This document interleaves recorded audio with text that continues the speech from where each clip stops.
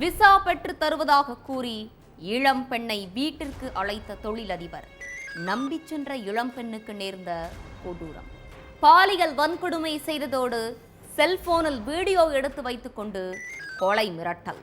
பாதிக்கப்பட்ட பெண்ணுக்கு நீதி கிடைத்ததா? நடந்தது என்ன?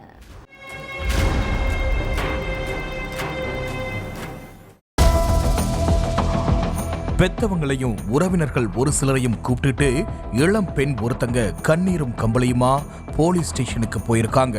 அவங்கள பார்த்த போலீஸ்காரங்க என்ன பிரச்சனைன்னு இளம் பெண் கிட்ட விசாரிச்சிருக்காங்க.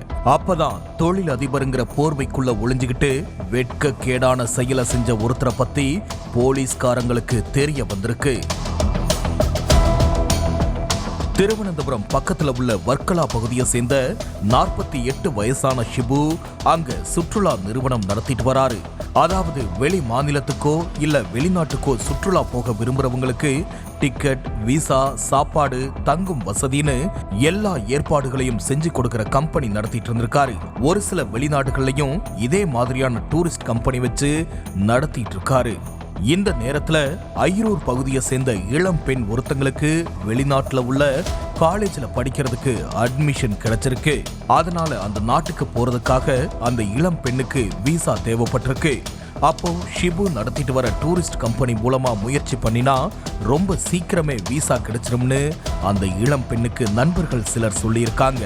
அதனால அந்த இளம் பெண் ஷிபுவுடைய டூரிஸ்ட் கம்பெனிக்கு போய் விசா சம்பந்தமா பேசியிருக்காங்க. அந்த இளம் பெண்ணை பார்த்த ஷிபு மனசுல தப்பான எண்ணம் உருவாகி இருக்கு.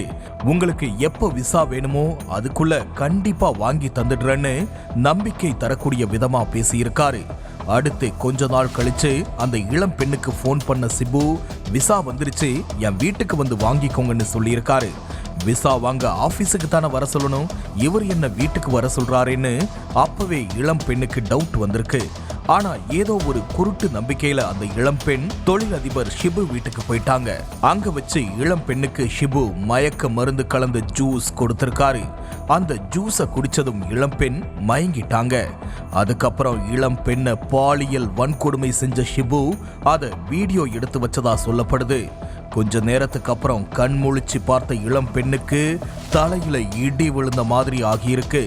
நடந்ததை வெளியில சொன்னா வீடியோவை இன்டர்நெட்ல லீக் பண்ணிடுவன்னு சொல்லி மிரட்டுன ஷிபு அதுக்கப்புறம் அந்த இளம் பெண்ணை விரட்டி விட்டதா சொல்லப்படுது. ஆனா ஷிபுவுடைய மிரட்டலுக்கெல்லாம் பயப்படாம அந்த இளம் பெண் போலீஸ் ஸ்டேஷன்ல கம்ப்ளைண்ட் கொடுத்துட்டாங்க. அந்த புகார் மேல போலீஸ் முதல்ல எந்த நடவடிக்கையும் எடுக்காம இருந்திருக்காங்க.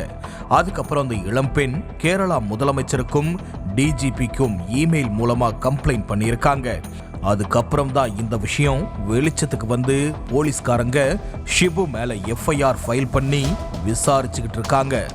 இதுக்கு நடுவுல பணத்துக்காக அந்த இளம் பெண் பொய் புகார் கொடுத்ததா ஷிபுவும் போலீஸ்ல கம்ப்ளைண்ட் கொடுத்திருக்காரு. அதன் அடிப்படையில அந்த இளம் பெண் மேலையும் போலீஸ் வழக்கு பதிவு பண்ணி விசாரிச்சுட்டு இருக்காங்க.